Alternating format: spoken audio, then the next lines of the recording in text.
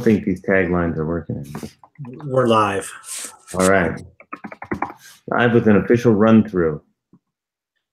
Yeah, so this is our first, well, yeah, we'll see how far we can get. All right, and I'm starting now.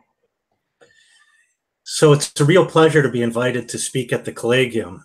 For me, it's a daunting task given the history of this gathering, but it's also, Chris, really great to work together again with you. You know, there's something really crucial about doing philosophy in the context of friendship. Yes, it's a pleasure to be able to speak at the Collegium, and I apologize for not being there in person, but my responsibilities here at Michigan State have kept me from joining you. Actually, given that you and I, Rick, developed our friendship in graduate school more deeply only after you left for Fulbright in Poland and we emailed regularly, it's somehow appropriate that our work here is mediated by a digital encounter. That reminds me of something I've been thinking. There's something about De Anima that sort of gathers one and gathered us, if only digitally, together in an encounter with the text itself. But now I feel as though I'm channeling Rainer. You know, Rainer Schurman was one of the founders of the Collegium. Yeah, it's a little odd given his philosophical suspicions of foundations, grounds, and principles. I can hear his voice now. That story of me being a founder of the Collegium is metaphysical and very boring. I miss him. His absence remains, for me at least, extremely present. I feel it too. But quickly, though, before we get to the paper, let me just say that I've been struck by the passage we quote at the start of our paper. Remember when Aristotle speaks of the value of inquiring into the nature of the soul? He says, and it seems that familiarity, gnosis, of it contributes, symbolistai, greatly toward all truth and especially to the truth concerning nature. For the soul is, in a certain sense, the principle of living things. Yeah, now that you mention it, that passage contains some of the terms that were at the center of Schurman's thinking. Think about it. Aletheia, physis, arte. For Schurman, though, these terms were crucial to another kind of gathering, one that's not so happy. In Heidegger on being enacting, but more so in Broken Hegemonies, Schurman was constantly concerned with the ways in which the positing of principles sets truth and physis into order in ways that establish and perpetuate systems of violence and injustice. Right. And Schurman himself, following Heidegger, often pointed to Aristotle as the founder of a metaphysics that imposed the principles of human fabrication on the processes of nature in order to account for them in terms of causes. But here at the beginning of the De Anima, Aristotle begins not by positing principles, but by our familiarity with the soul. This familiarity or gnosis is itself perplexing, for it opens an encounter with all truth, and then in particular and most of all, with the truth concerning physis. I kind of wish we had written our paper just on this sentence. Yeah, but then my joke about founding turns out to be serious. We need to be worried about whether the soul posits principles. And Schurman would be worried that this truth concerning physis is a foundational one that produces a violent ordering. You really do hear his voice, but it seems like Aristotle is here saying something crucial about psyche, about soul as a principle of living things. He seems to be acknowledging that whatever we might want to call truth or aletheia is encountered through what is called soul. It seems to me that he's pointing to soul as the site of the encounter with the world, the site from which or in which truth appears. An encounter is an uncovering and an opening. Well, we should start the paper, but let me just say that this gnosis of the soul is precisely what brings about the gnosis of all truth, and particularly the truth concerning physis. If we're not now going to ask about what familiarity brings about familiarity of the soul must be that which is most familiar. I would say that Aristotle raises the situation of the familiar soul encountering a world, aletheia, that then in some sense is seen as one's own. So this text has, for us, a certain familiarity, not only because we hear Reiner's voice in it, but also because the soul is most familiar. So familiar, in fact, that it conditions our encounters with the world and with one another. In fact, it conditions our most intimate self-reflective encounters with ourselves. Our familiarity with the soul both enables us to encounter the world and hinders us from attaining the sort of objectivity philosophers and scientists have long coveted. Now I don't know whether to feel liberated from objectivity or trapped in an all-absorbing subjectivity. When Aristotle says that the familiarity with the soul brings an encounter with all truth, he seems to be suggesting just this kind of subjectivity. But then Reiner's right in the end that this is metaphysical and boring. I'm still thinking, though, that there is something about this claim of Aristotle that leads in different directions. If this familiarity, this gnosis, is an encounter, then truth does emerge in our familiarity with the soul. That would have to mean that the truth is this encounter, this familiar engagement, or else we are stuck within our own souls. The soul, therefore, must already be in the world and reaching out to it. But if that's the site of truth, the encounter of aletheia, then the world is reaching back to the soul. And it must be in this way, Fusus doesn't name something independent of the soul, but rather says that the soul is physiological. Yeah, it's funny that you should say that. It reminds me of something Woodbridge wrote in Aristotle's Vision of Nature, in which he suggests that the key to Aristotle's psychology is the recognition that there's a correlation between the powers of the soul and the natural conditions of their exercise. And he points to that important passage from De Anima 429a17 that says something like, the ability to perceive is to that which is perceived as the ability to think is to that which is thought. And Woodbridge takes to mean that for every power of the soul, there's an appropriate field of operation in nature. And in this sense, we're always already at home in the world because the world already conforms to our capacities to encounter it. I like this notion of nature being appropriate to the soul and vice versa. In one sense, it marks a fittingness of each to the other.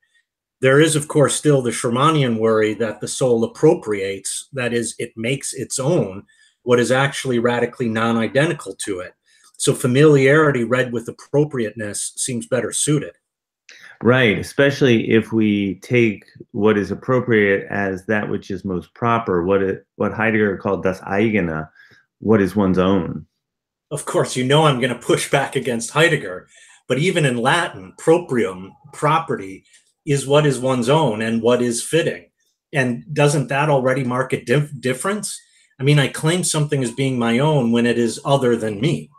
Right, that which is one's own doesn't consolidate into a simple identity. So the familiarity we have with our own souls announces already a certain opacity.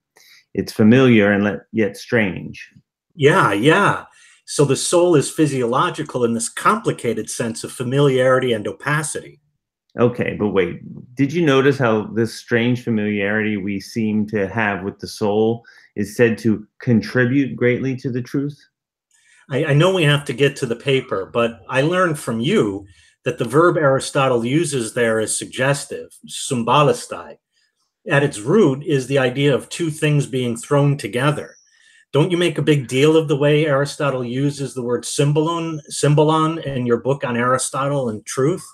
If I recall correctly, you cite Umberto Eco there, who seems to have captured something important about the meaning of the symbol, where the symbol and symbolized are two halves of the same thing.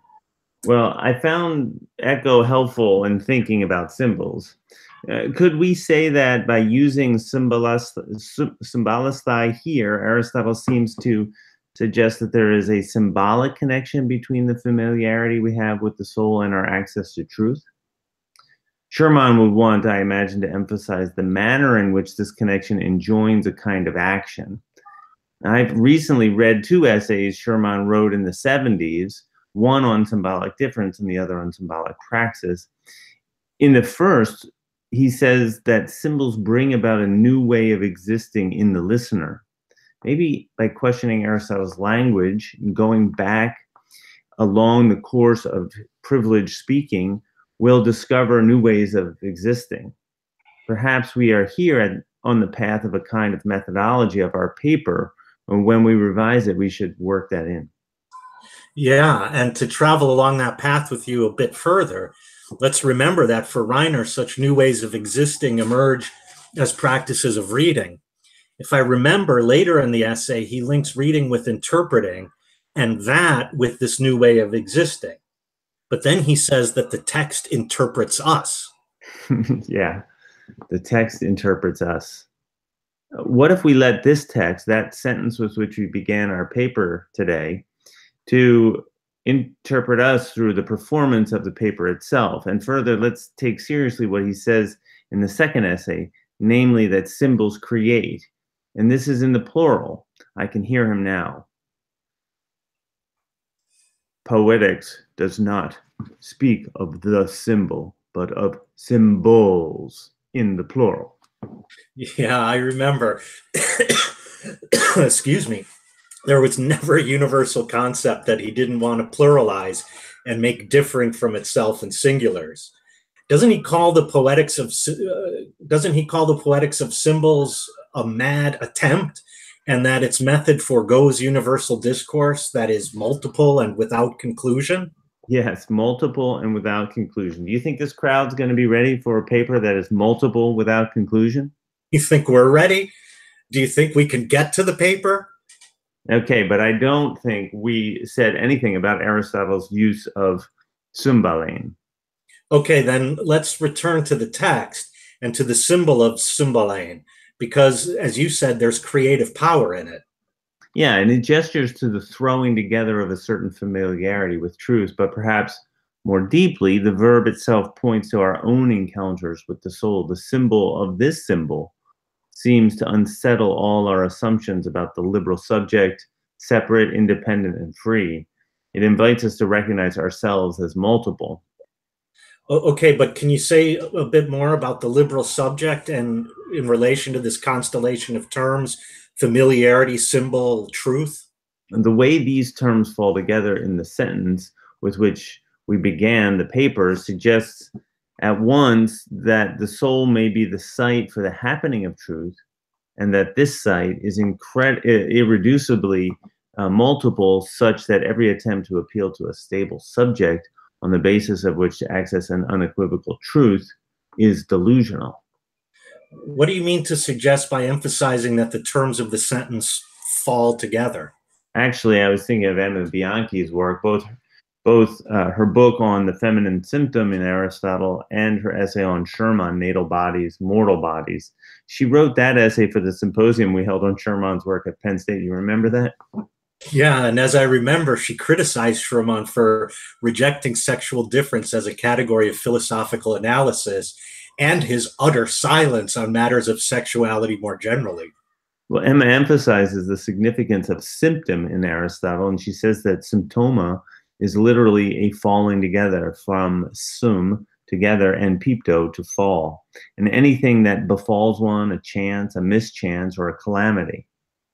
Okay, but your own emphasis on the importance of attending to the way things are said in Aristotle, what you call the legomenological method, seems to tell against this notion that the words of the sentence just fall together by chance.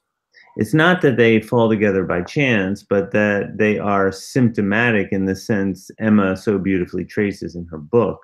Like Sherman, Emma emphasizes the plurality of principles, the multiple beginnings in Aristotle.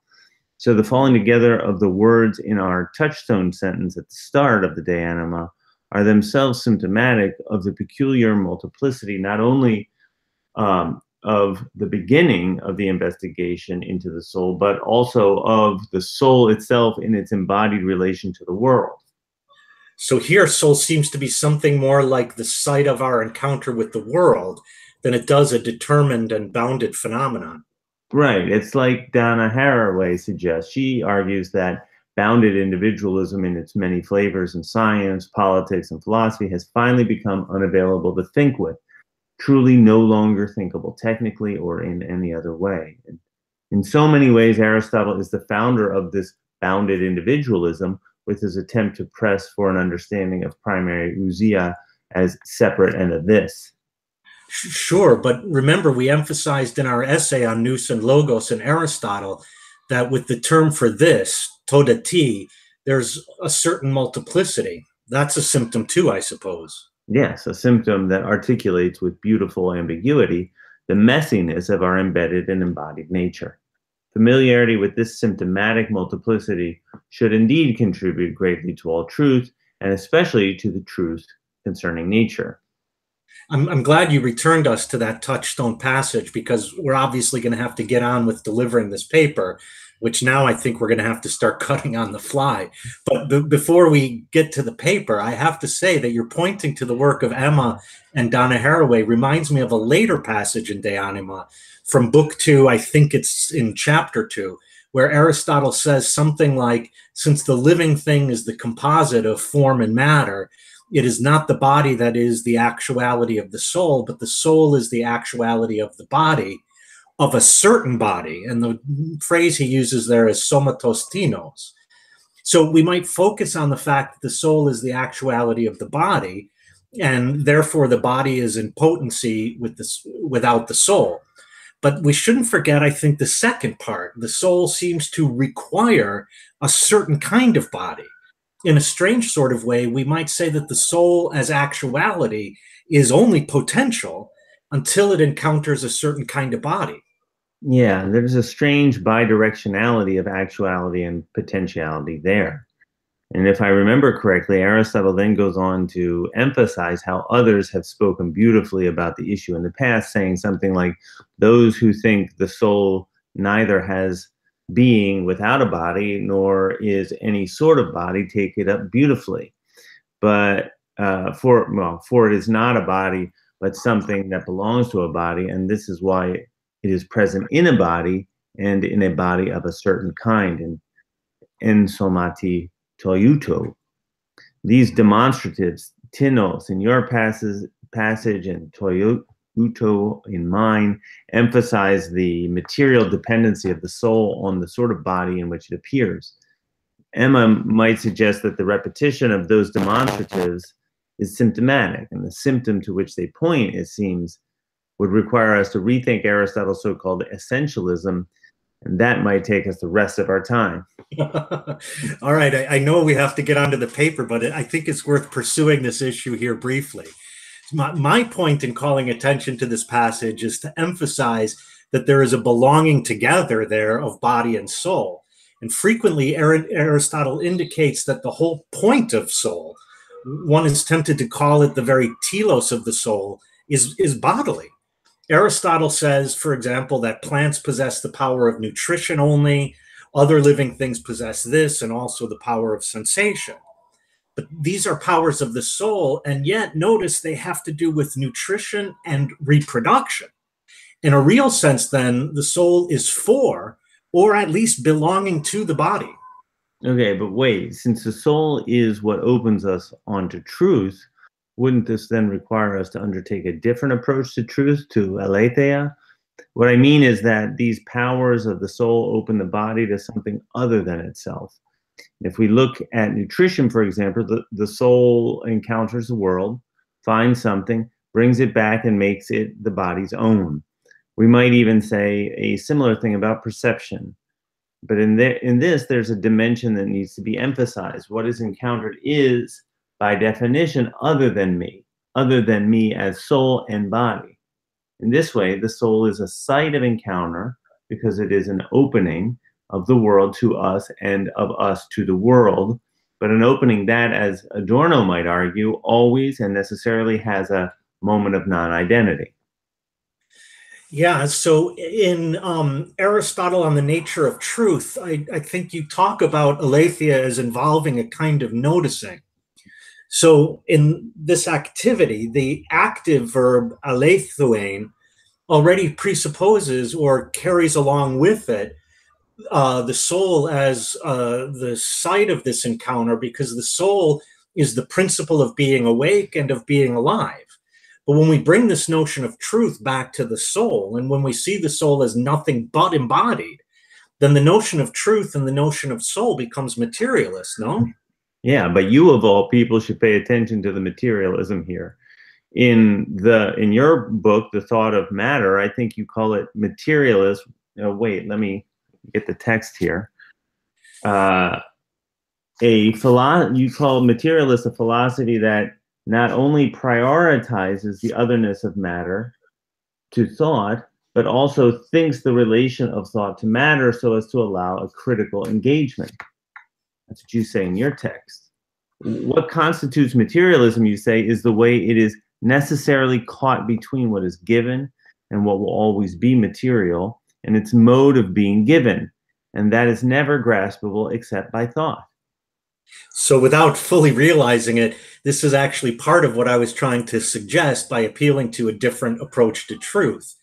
There are several moments that belong, I think, to such an approach. So the first moment would be something shows forth, but this simply showing forth is not yet aletheia. That's just phanestai.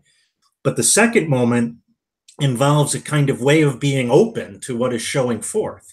But your emphasis on materiality suggests that we're always caught between what is given and its mode of being given, between, we might now say, the first and second moment of truth. And this suggests a third, which may in fact be before the first two, namely there is an encounter, a going out into the world as the world reaches back. Might we call that encounter itself psyche? Okay, but can I pull you back to Aristotle's text for a moment? So if the soul contributes to all truth, then as you were just saying, we can't remove it from an account of truth in Aristotle. So the coming into unhiddenness happens always in relation to a soul. Understanding the operations and unfolding of the soul will help us understand truth in general. That seems to be Aristotle's point. And yet he goes on to specify or particularize the contribution that familiarity with the soul makes to truth. That is, it contributes particularly to the gnosis of physis. This is a claim I never noticed before, even when we were writing our paper. Well, if we start down the road of talking about the relationship between living, life, zoe, and physis, that would certainly take the rest of our time, and we'll never get to the paper. So maybe we should begin the paper. All right. Aristotle's De Anima is the story of an encounter. It begins in wonder, for Aristotle has experienced something beautiful and honorable. These are the very words with which the text opens. Quote, "Beautiful and honorable we take knowing to be," end quote. You see, Rick, how I had to butcher the English a bit to make the sentence begin with beauty and honor, and as the De Anima itself begins? Yeah, I saw that, but go on. We finally got to the paper, and we shouldn't stop now. Okay, but let me just point out that the word Aristotle uses for the knowing he finds so beautiful and honorable is an iteration of the familiar word he uses at the beginning of the Metaphysics when he emphasizes that all humans desire to know, eidonai, to have seen. As Hannah Arendt rightly recognizes, Aristotle begins the De Anima delighting precisely in the experience of having seen, in the knowing that arises from an encounter with the soul. He goes on to characterize this encounter then as a kind of familiarity, a gnosis that contributes to the truth of nature, physis. Okay, good. This helps set up the question of truth in Aristotle and the concern about how truth unfolds in relation to nature that we deal with in the paper. Yeah, by emphasizing Aristotle's own experience of having seen the soul and his delight in it, we open a way to think about the connection between the soul and the natural world it encounters. Or perhaps it might be better to say the natural world we encounter through the soul. How we formulate this is important, for, strictly speaking, it is not the soul that encounters the world, but we who encounter the world through the soul. And if this is the case, then a distinction opens between the self and the world, with the soul acting always as a kind of medium. I haven't thought this through completely, but it may be that this encounter, as we've discussed, is embodied so that the knowing associated with it can't be divorced from the embodied nature of the encounter. Yeah, so much has been said about the limits of metaphysics based on vision, in which the metaphor of sight too easily gives rise to the misperception that knowing is a disembodied activity, and as such, is based on the male gaze.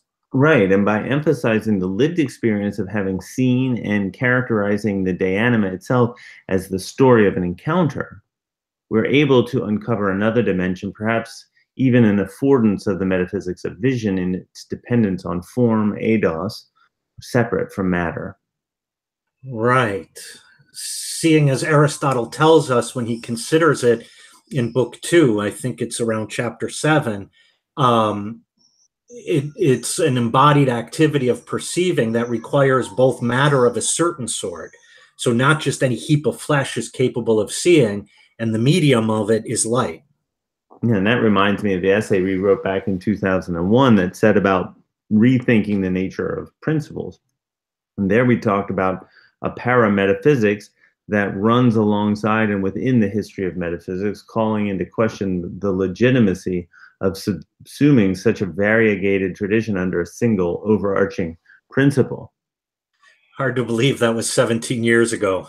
Yeah, we're getting old, my friend. It still holds up, though, don't you think? Well, of course, I have to say yes. And by following a path opened by a parametaphysical story about vision, perceiving, and the metaphors of knowing that come to language in Aristotle's encounter with the soul, we might deepen our understanding of the living self and in its engagement with the natural world. Well, you're always inviting me to return to the text, and the way the text begins points in this direction, particularly as it moves so quickly from knowing as having seen to knowing as familiarity or gnosis. This familiarity with nature, however, is mediated by an encounter with the soul. Perhaps it's possible to suggest that awareness of the soul first emerges in our encounters with the natural world. If so, then we'll have to have seen the soul, known it, only in and through our embodied encounters with natural things. Isn't this sort of interchange what Peirce called secondness? You link this to rethinking so-called structural realities like race, gender, and class. Yeah, but even though you raise Peirce here, I think you're actually pushing us further into the de anima in ways that Peirce probably didn't see. But I smell what you're stepping in. If I set out from Aristotle's text, I would say that Aristotle insists that the living thing, that is, what can be said to be ensouled, is counted as living because it encounters the world and, as we've already seen, engages in an exchange, an interchange with the world. Right, but now that we've mentioned Peirce, I'm thinking this interchange is itself a praxis.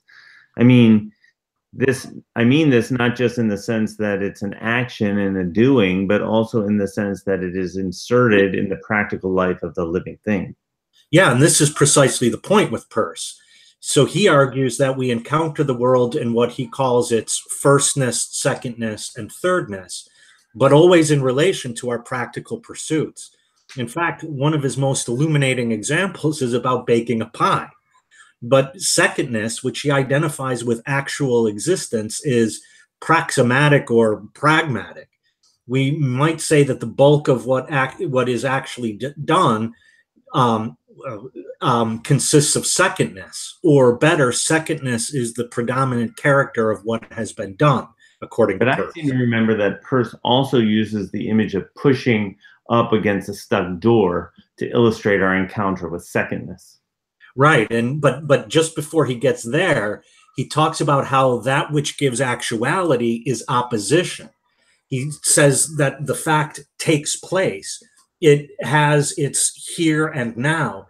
And into that place, he says, it must crowd its way. Because just as we can only know facts by their acting on us and resisting our brute will, so we can only conceive a fact as gaining reality by actions against other realities.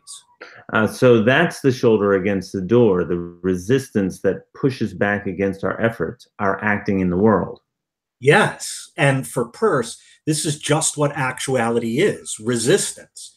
But to come back to the de anima, we can say that the soul reaches out to the world and is met. That which is met in the world is not constituted by the reaching out, and so there's resistance. But it's not at the same time independent of that encounter. It emerges within the world of action, of praxis, of those beings who need to act in interchange with the world in order to be. So with pers and the interchange that is secondness, we're back at the beginning of the De Anima, because Aristotle begins the story of his encounter with the soul by celebrating the nature of the knowledge we have of it. We're now saying that this encounter with the soul is an interchange with the world that has a there-ness. But Aristotle goes on to say that this is because the soul is in some way the principle of living things.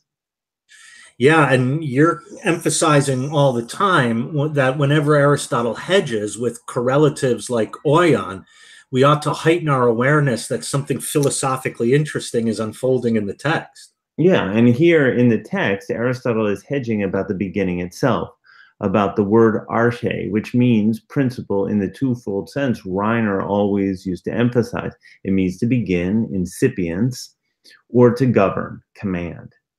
Well, and it might have dimensions of both, which would explain Aristotle's hedging. For the soul might be the beginning of life and the governing principle of it, but it's this latter thing that worries me. The traditional form of academic critique phrased in the form of worries. Okay, I take your point. We do need more candor and playfulness, maybe even more friendship in philosophy. So to be more direct, I worry that once the soul becomes the governing principle of life, then, as Aristotle says in Book 1 of the Metaphysics, it becomes available to Sophia and thus intellectualized, robbed of its very character of living. Okay, but wait a minute. I'm not sure why you're divorcing intellection and life. In Metaphysics, Book 12, Aristotle identifies the thinking of thinking, that is God, as the highest kind of life, though I myself have been struggling with that text for decades.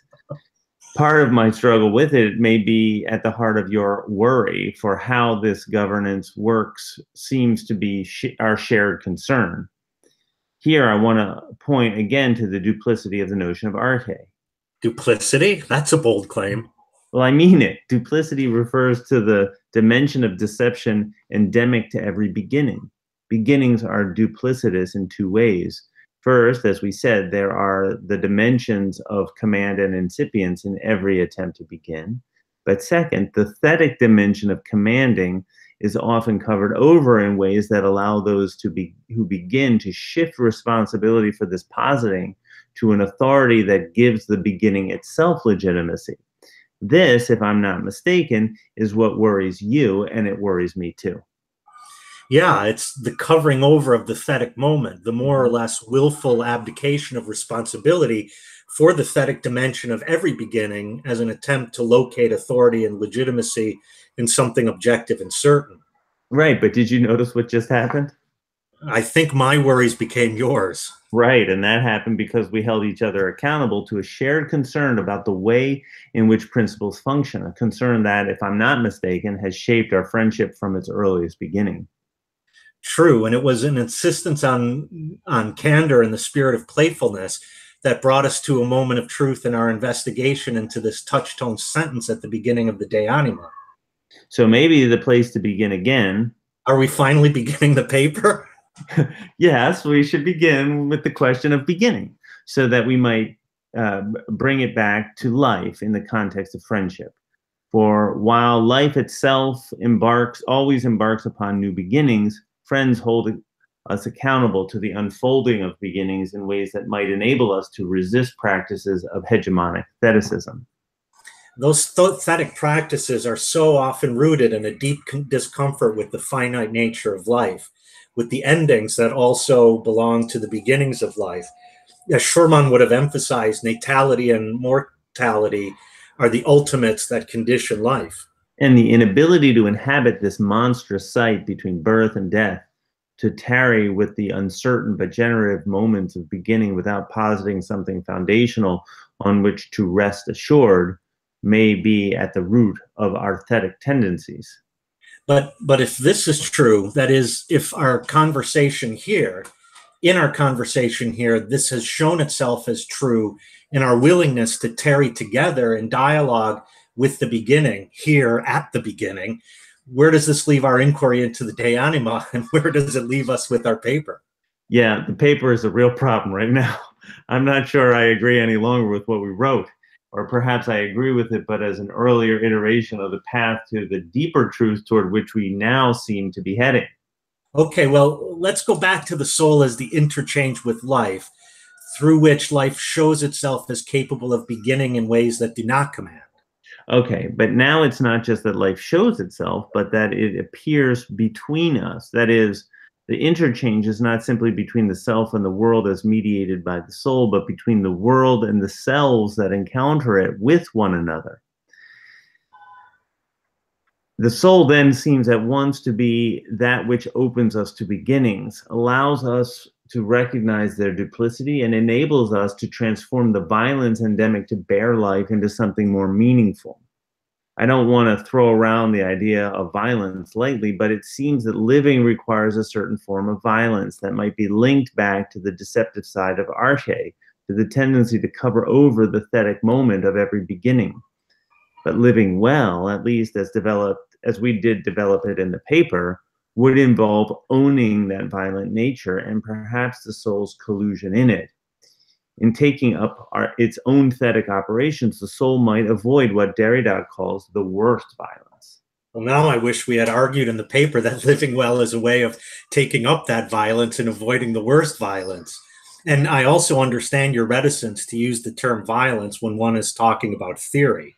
But our way of taking up Aristotle just now, I think, allows us to uncover the ways in which there is everyday violence that's really deserving of the name. And this is where I thought you were going in your work on Peirce and the effectivity of social structures. Living well might require habits of recommencing, practices of returning together to the thetic moments of beginning, recognizing them as essential and yet in need of mitigation. Cultivating habits of recommencing requires deliberative attention and, as Aristotle would emphasize, intentional practice.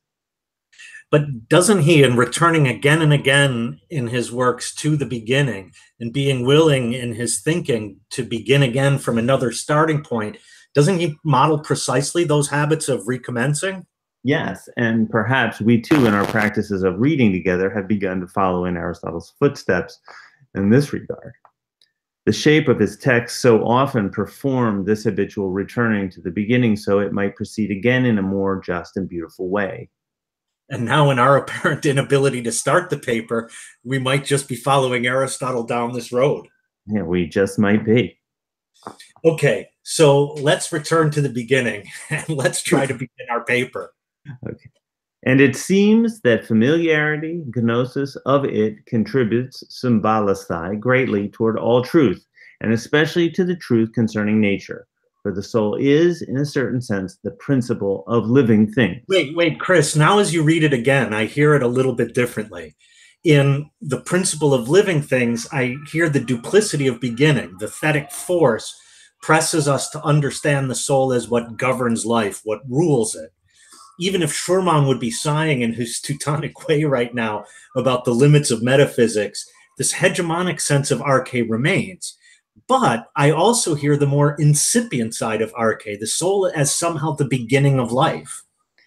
Yes, this incipient reading is developed further in the De Anima itself. It is, after all, a text about psyche, which he defines as anousia, as the eidos of a natural body, somatos physikon, potential with life, and a substance is an actuality, an entelechia. So the soul is the actuality of such a body, he says. But do you see how you bring up a definition that seems steeped in metaphysical drippings?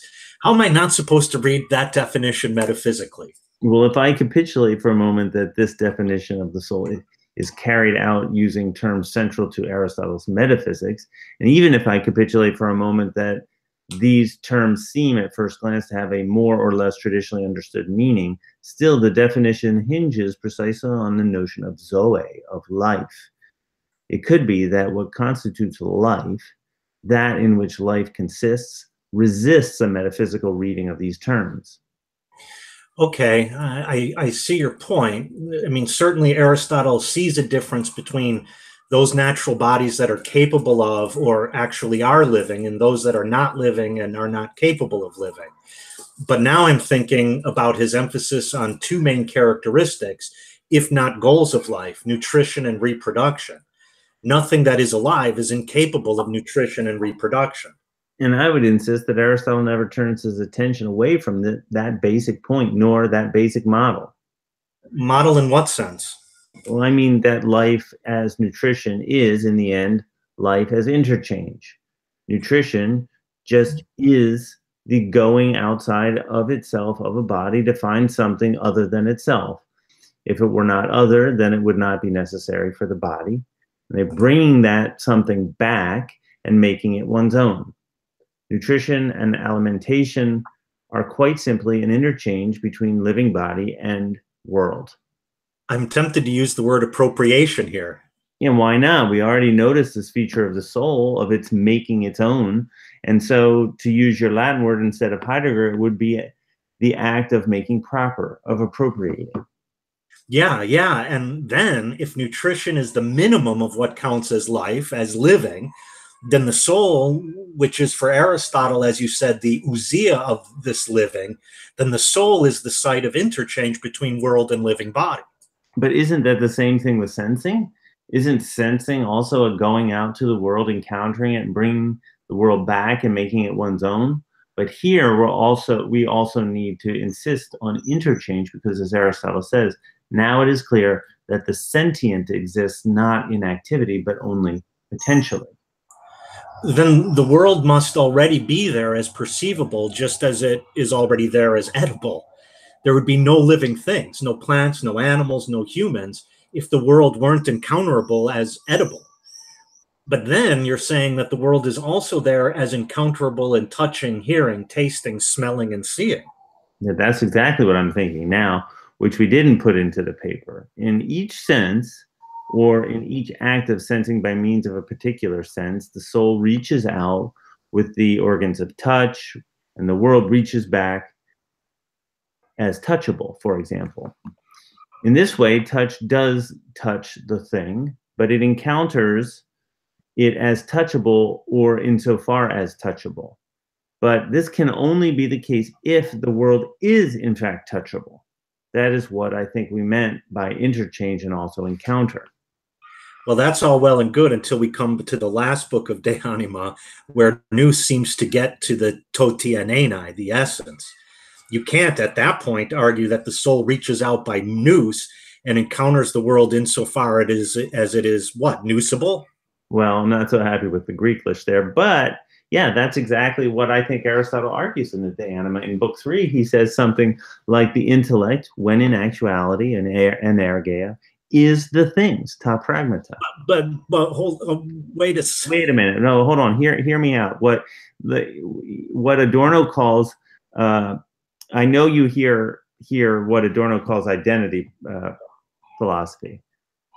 But in the next chapter, Aristotle says that just as the capacity of sensing is a form, eidos, of sensible, so nous is a form of what is able to be thought. So the analogy is fairly strong between nous and aesthesis, but aesthesis was already thought on the model of nutrition. Okay, fair enough. But now I feel like we're a long way from Zoe. Is thinking, nous, a way or a form of life? I really find this hard to think outside of either a metaphysical preference for eidos or an epistemological preference for pure thought over what belongs to the body, that is, over nutrition, reproduction, and sensation. Well, I've been obsessed with this move Aristotle makes already in chapter 8 of Book 2. There he is already into his discussion of sensation and has argued that the correlate to hearing is sound. But then he wonders about what makes a sound. There's a physical answer. A sound is made when one body strikes another, and he's quite specific here. I have it in my notes. For a sound is a motion that which can be moved in the manner in which a thing rebounds when it is caused to strike a smooth surface. But this must have a correlate in an organ. Right. He then goes on to wonder about voice, phone. Now, in the case of vocal sounds, nature uses the air inhaled for two functions. And just as it uses the tongue for taste and communication of thought for the sake of living well, also for voice, which is for the sake of living well. Wait, are you being too slippery now on the basis of a single quote that the metaphysical reading of De Anima is wrong? Now we are moving from speaking of living to speaking of living well. How can you or we justify such a quick move? Well, I have no idea what to do with our paper. We're too far into this preparatory chatting ever to recover it. These are the moments I love. Here's the spokesman for dialogue, for community, for philosophy in public and with others. And now you're worried that we've dialogued too much? Oh, God, now you just made me use the word dialogue as a verb. Hey, Sean, can you at least make copies of our real paper available? No, wait, on second thought, I feel like we've gotten into things here just now that we don't cover in the paper. Maybe we could revise our paper and then you could send it out to everyone. Yeah, okay, but back to the problem we stumbled into. So I get that Aristotle recognizes that there's a correlation, and I mean that literally, a correlation between world and living body. And I think that in De Anima, Aristotle is always concerned with what today we might call the issue of mediation. What I mean is that if a living body requires other, different, and necessarily different bodies in order to be living, he wants to think about the how. That is, in what way can or does a living body reach out to the world and bring the world back? At least when it comes to nutrition and perception, the answer is an organ. Then you raise an argument Aristotle makes about the organ of taste, that is, the tongue. Well, I thought you were getting at this with your reference to purse. I don't think I was, but maybe I did accidentally.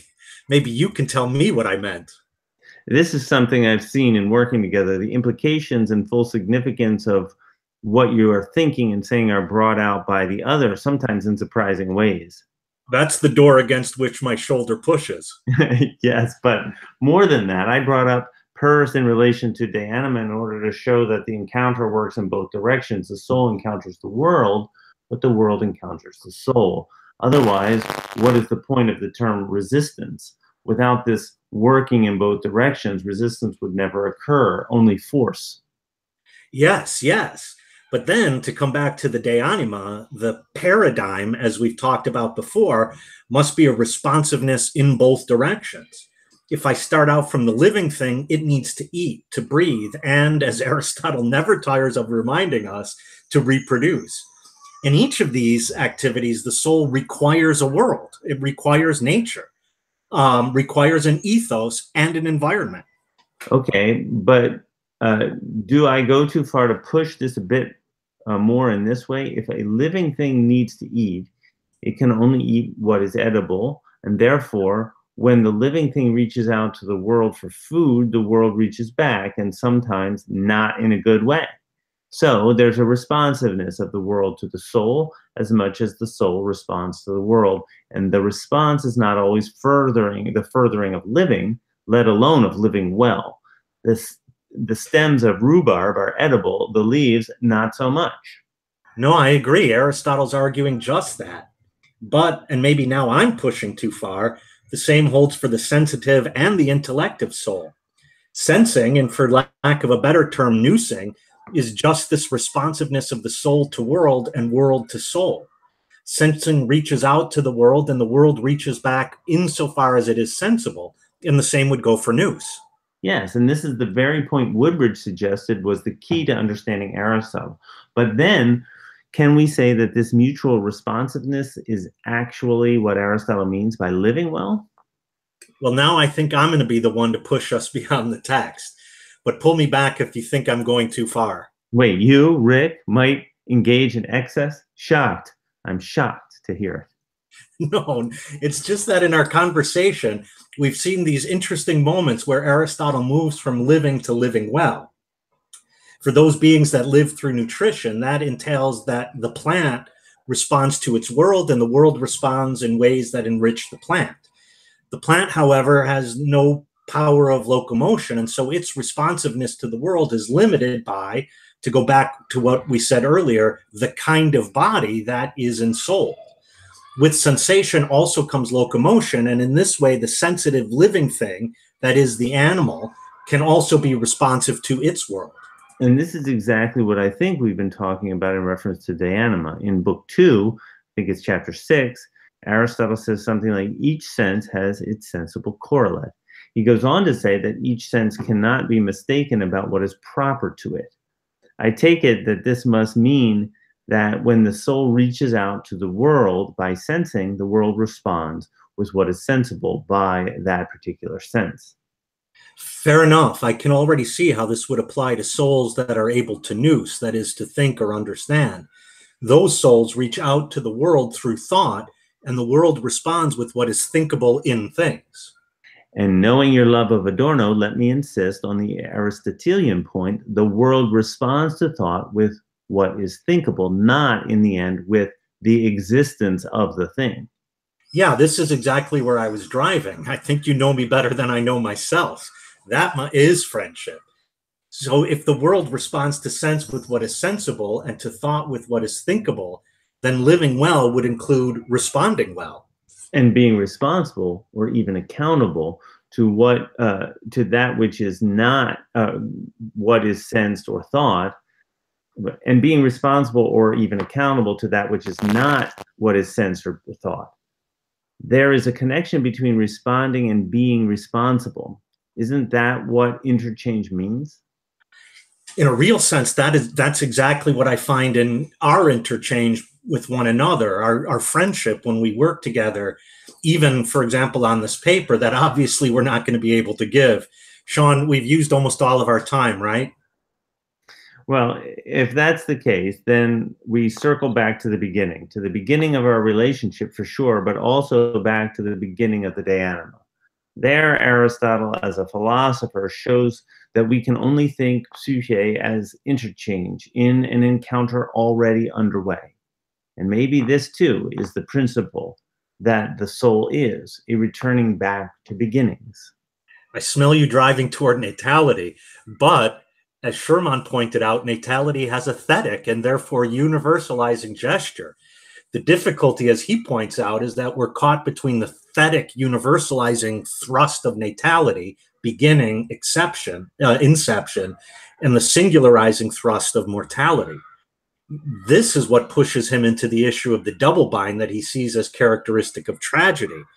A life that is always returning back to the arche is a life, on his account, that's constantly characterized by the drive toward universals, much like Aristotle's account of nous, where there also seems to be a universalizing thrust. But wait a minute. I thought with your digression, though this whole thing has been a digression, or maybe the paper we wrote was a digression, I'm not sure anymore, but your digression into Peirce, you were showing there that there might be a universality already belonging to the singular and a singularity belonging to the universal.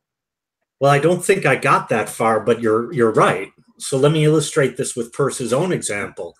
He says, if I want to bake an apple pie, I need some apples. But the difficulty is that I don't meet apples as apples in the world, or not exactly. I meet, according to Peirce, qualities like tartness, sweetness, color, etc.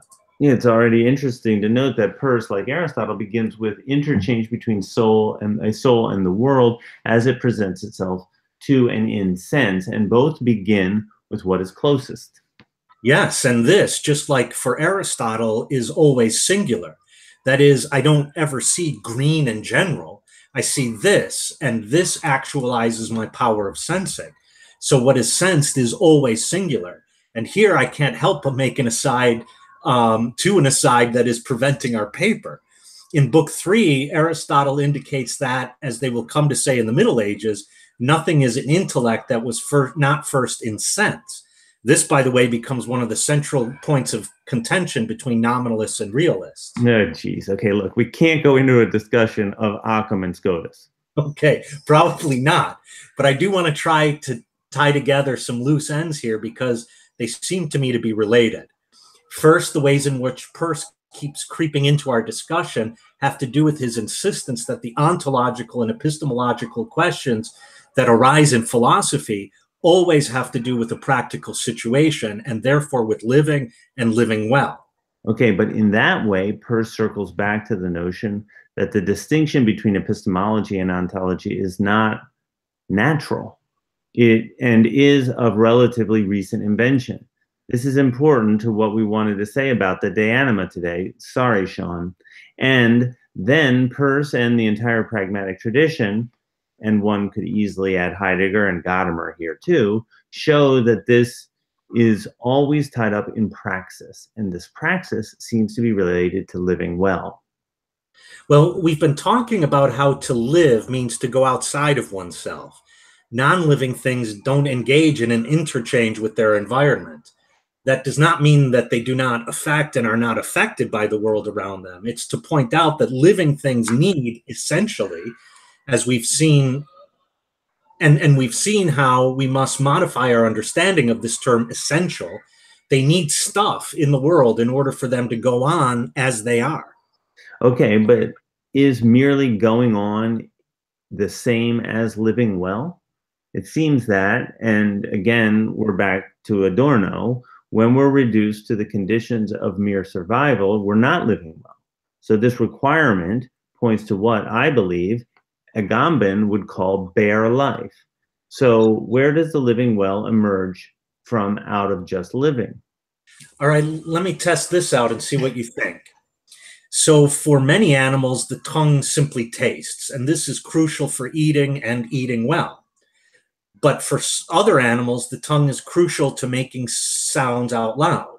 And this is an interesting moment, as you pointed out in the De Anima, because for most of the text, Aristotle seems to be operating on a sense-object-organ correlation that goes so far that he would argue that we do not see because we have eyes, but we have eyes so that we can see. But when he comes to the tongue, he sees that the tongue is twofold.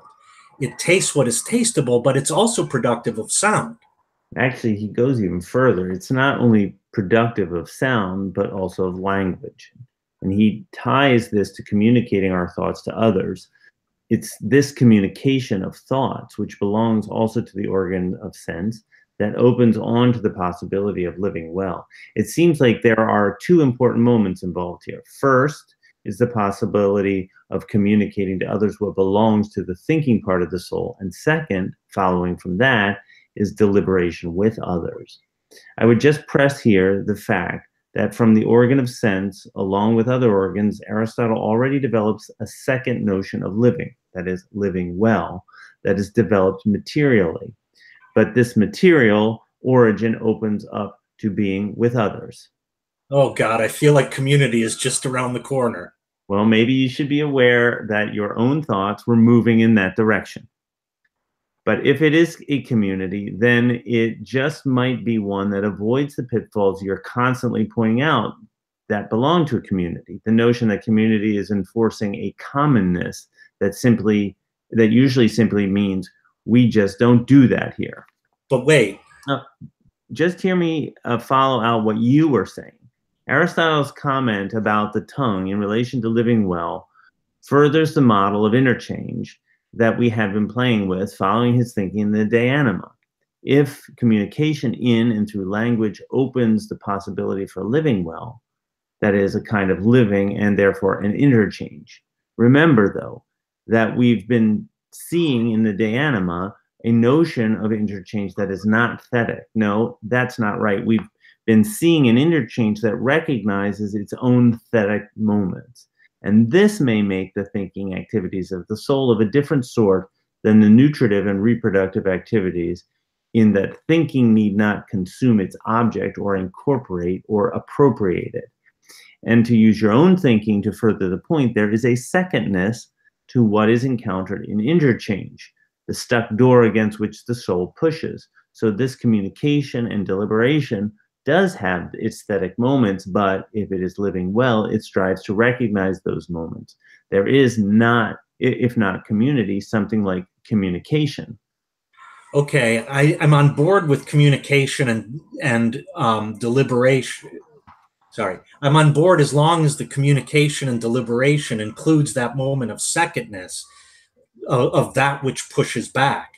Otherwise, living well would just be the grand thetic moment and one that is not without violence. And then I would want to point out that for Peirce, there is thirdness, namely the mediation between the immediate and the given to which it belongs. the lawfulness, and we might say structuration of the world. But for Peirce, that thirdness has always a moment of secondness. These laws and these structures have a theirs, that's their secondness, against which many push as against a stuck door. I often, as you know, think of social structures like this. Race, for example, or gender might not be existing things like worms and horses and planets, but they are met with in the world as stuck doors against which one pushes. Exactly. But the encounter that emerges through this thinking through of the tongue, of communication, the communication of our thoughts as the basis of living well, must mean that just as a thing appears to sight as colored or to hearing as sound, so too in living well, we appear to one another in an interchange. It's a little scary that now that we're saying that we appear to one another in an interchange, we might have to rethink the soul's contribution to the truth concerning nature. Right, because this appearing, now seen as social, is a kind of phusis. But what kind of truth is related to this phusis? It seems that we have two interrelated forms of secondness, and Peirce would love that. And for Peirce, secondness is the actuality of things and therefore is related to the truth of things.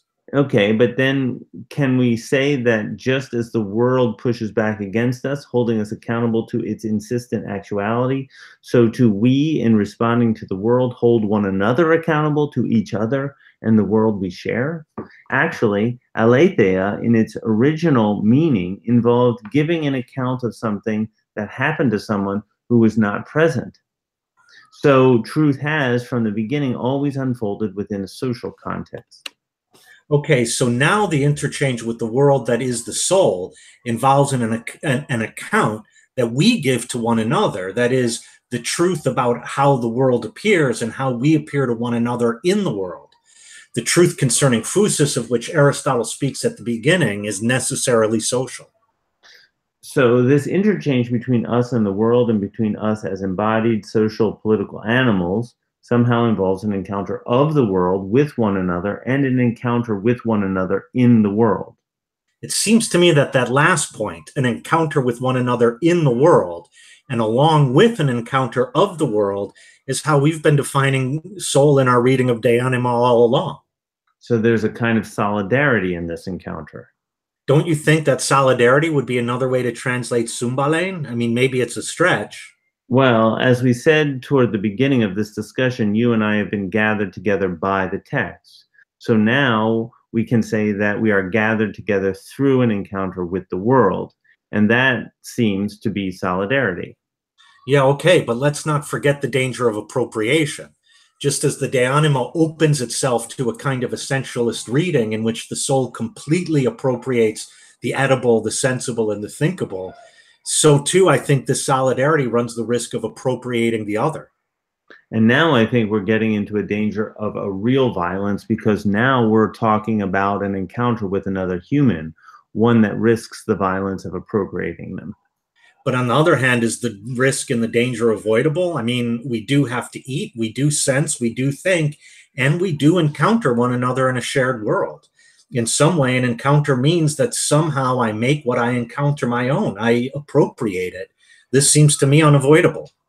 Okay, but just as we said with the thetic character of beginning, we can say that the violence or the risk of violence belong to every encounter with one another and with the world. Then the task is to work toward an appropriate violence.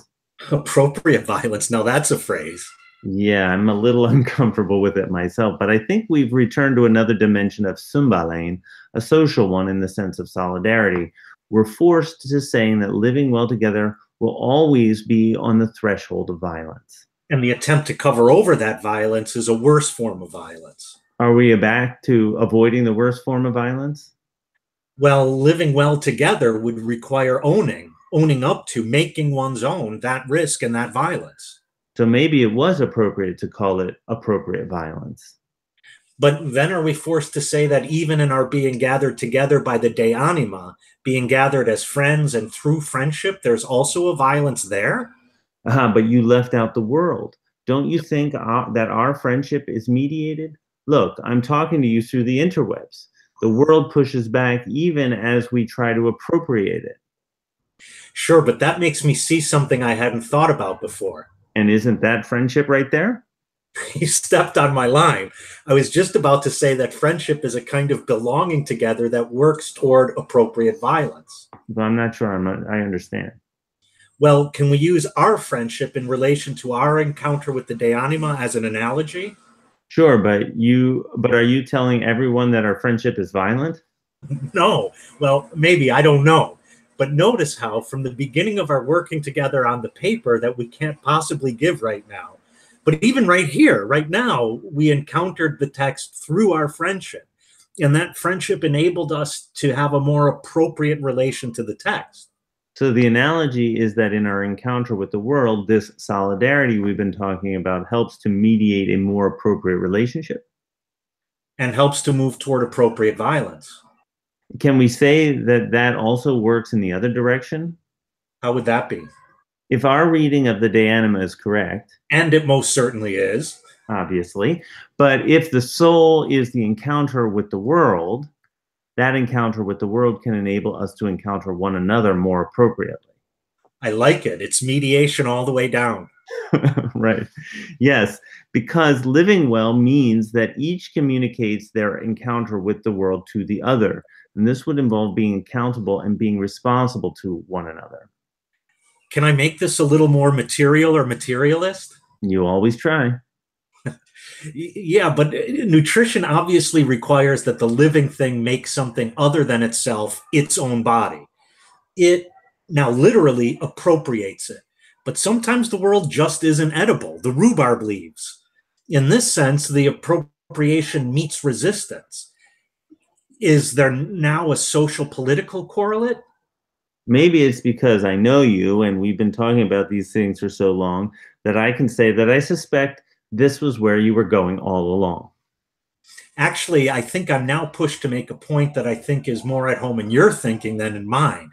That is, in the move to living well, the resistant moment would be something like being held to account, that in responding, I can be responsible for my ways of encountering the world. In a way, it's maybe more productive that we never did get to the paper. We seem to have captured both the way in which we work together when we write, and we seem to have performed the very point about encounter we wanted to argue in our paper.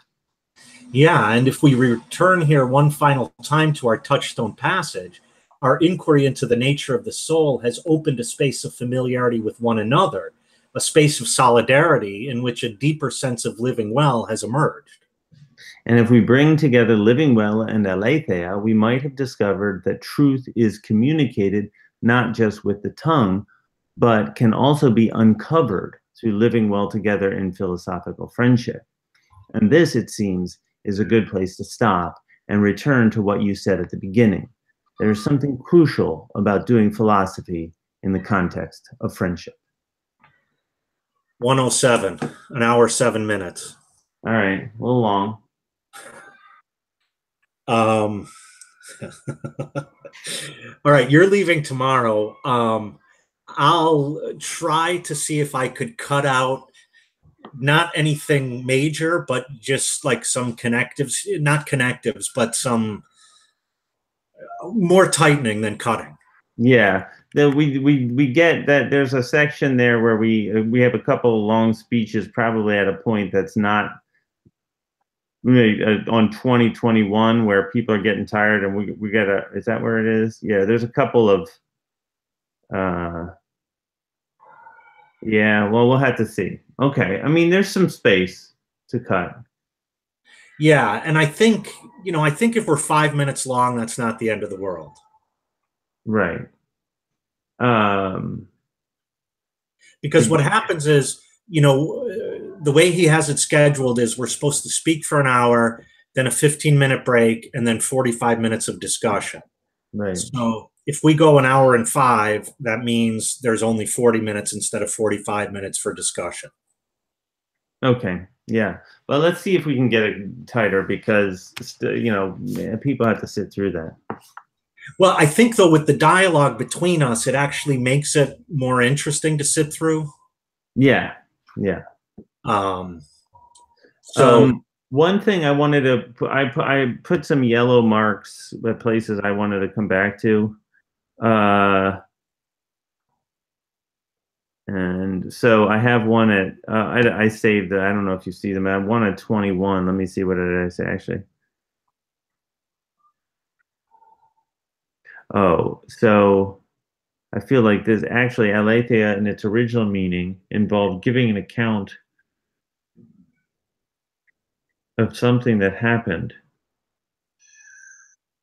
It makes it sound like it's giving an account of something that happened to someone who would happen to someone who was not present, rather than giving an account to someone who was not present, something that happened. But I'm not sure how to fix that. Involve giving an account of something. what if we say to someone who did not witness the happening or did not experience the happening? Yeah, hold on a sec. All right. How are you doing on time? What? Are you okay with time? Yeah, I have to go in a sec, but I'm okay right now because the girls are off. But I have to wake up Val in a sec here, and I have to go in. Involve giving an account of something that happened to someone who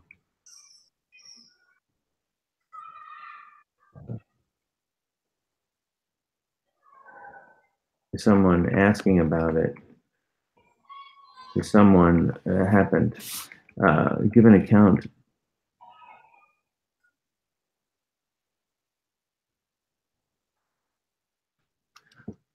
of an event.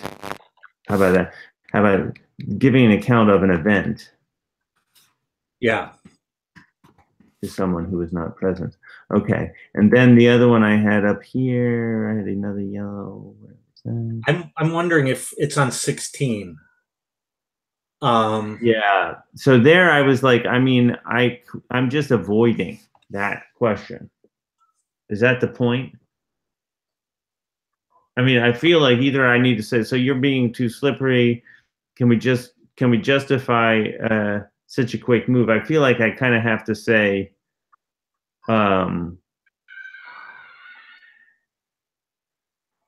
I feel like I need to respond to that. Well, what happens if, so I don't like that little moment there where you say you have no idea, and I then say, you're the spokesperson for dialogue, and then you say, can we make copies available? Yeah. What if then we drop those three lines, yours, mine, yours, and then the next mine we could give to you, but then we're going to have to change everything from here on out. Or I could add a line. I mean, we could add something.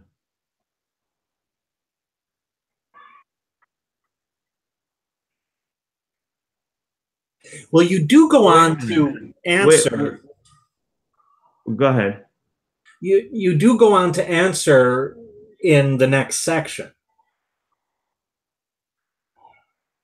So what if we got rid of that whole I mean, you might not want to do this, but what if we got rid of that wait, you're being too slippery, and just go from me saying that for the sake of living well, and you and then you that butt back to the problem we stumbled upon. Yeah, I like it. We could just do that. I mean, we don't have the moment of you holding me accountable, which is important, but we have accountability throughout, right? Yeah. All right, so I'm going to delete that. Okay. And that saves us a few seconds. Listen, every few seconds counts. Exactly. That person sleeping in the back row. All right. So then this goes right. Then he then goes on to wonder about voice, which is for the sake of living. All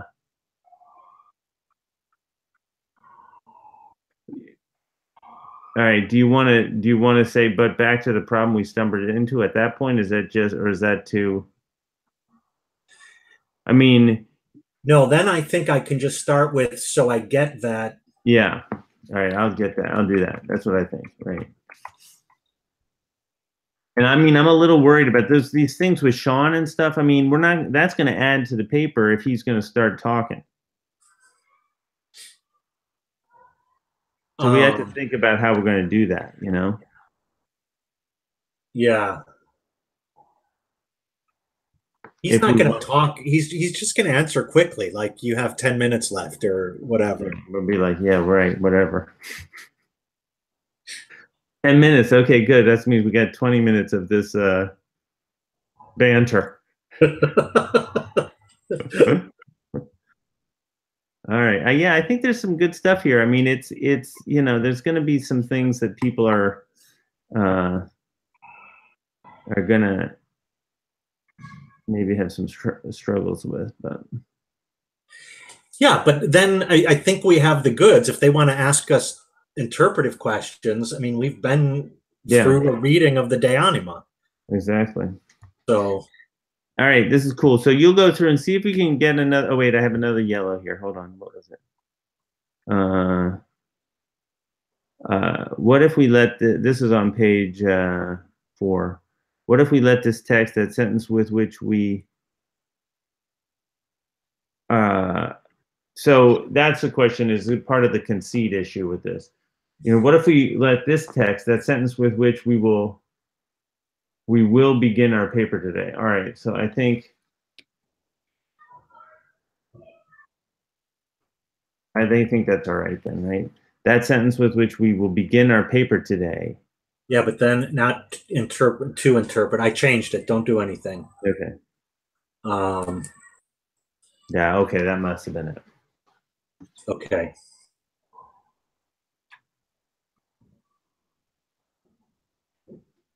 All right, yeah. So I'll see how much I can tighten. Okay. And you have fun. Okay. And I will. Go ahead. All right. I think we're good. Yeah, I'm gonna try and unplug a little bit. So you know, it won't be that I completely unplug, but I will be mostly unplugged. All right. But if you need me, you know, you can get me. Right. Okay. Cool. All right. Well, I'll see you in our next time is the July 4th. Wait a minute. I don't know if I have that. I have the 3rd. Oh. Okay. Is that right? Is that all right? Wait. For another read through. I'm in May now, so hold on. Okay, July. Yes, July 3rd. I'm sorry. Okay. And then we do dress rehearsal on Monday the 9th, and then the paper. That's right. Okay. Cool. All right. Well, we can do some tightening. Okay. Do some tightening, and then yeah, there's a couple of places where we stumble a little bit, but I think it's pretty good. Yeah, I like it. All right. Cool. All right. I'll talk to you later. Have a good trip. Thanks. All right. Bye.